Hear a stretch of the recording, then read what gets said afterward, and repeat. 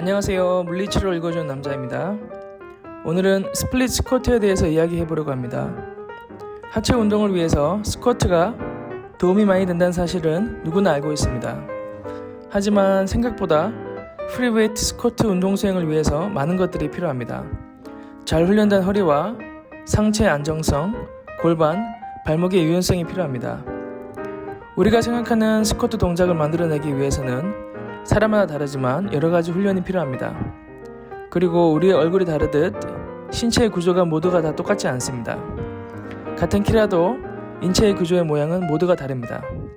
이런 점들을 보완하고 스쿼트 운동에 효과를 낼 수 있는 스플릿 스쿼트라는 운동이 있습니다. 흔히 가동 범위의 제한이나 스쿼트 운동에 어려움을 느끼고 계속해서 부상이 생긴다면 추천하는 운동입니다. 하지만 스플릿 스쿼트를 수행하는 분들 중에서 허리와 천장관절에 통증을 호소하는 분들이 꽤나 계십니다. 여기 전 세계에서 스파인 힙 관절의 선구자이신 맥길 교수님에게 스플릿 스쿼트와 천장관절 통증의 상관관계에 대해서 이야기를 들어보죠. So Stu, we hear a lot of people talk about I have SI joint pain. Can you touch on that a little bit and maybe some of the exercises that you, in your experience, really irritate or make that worse? Yes. Well, of the patients referred to us with SI joint pain, more often than not, they do not have SI joint pain.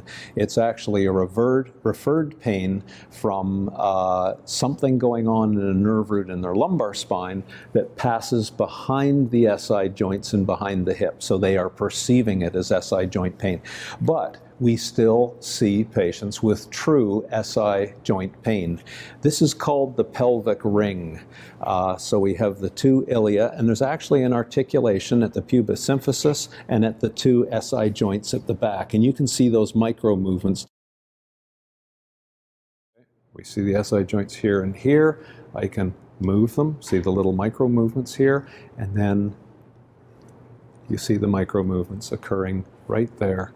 And that's what's causing pain. But in order to get the micro movement, I can either compress the iliac crests or compress the greater trochanters. That's one type of micro movement. But the more common one is a mutation, as one iliac wing goes anterior and the other goes posteriorly. What I'm mimicking is a split squat. So if you could stand up, Kevin, I'll just demonstrate those two things. So if you can perform a split squat, which can be a wonderful exercise. We're mobilizing the hips, we're creating balance. Just perform the split squat.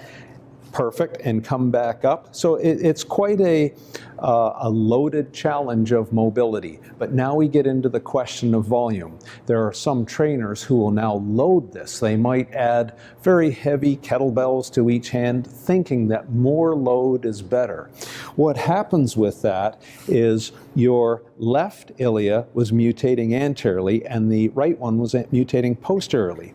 If you keep doing that excessively, you'll create a laxity and you will actually start to compromise the connective tissue across the SI joint so that a minor motion, just walking upstairs, for example, now becomes painful. So that would be a test of true SI joint pain versus, oh, I feel it in my SI joints when I sit working at the computer. No, the chances are that will be a neural pathway to what's perceived as an SI joint pain. So the split squat exercise, not necessarily a bad exercise, but an exercise that when you load it excessively can really cause some issues. It's been the same theme all the way through this. There really isn't a bad exercise.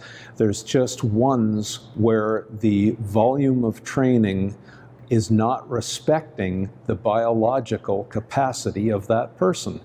Be a bit conservative on the split squats. Know what your goal is, choose the right tool, and prescribe it in a volume that is within that person's capacity. That volume is changing, and it's not a bad exercise, but it's bad the way some trainers think more is better.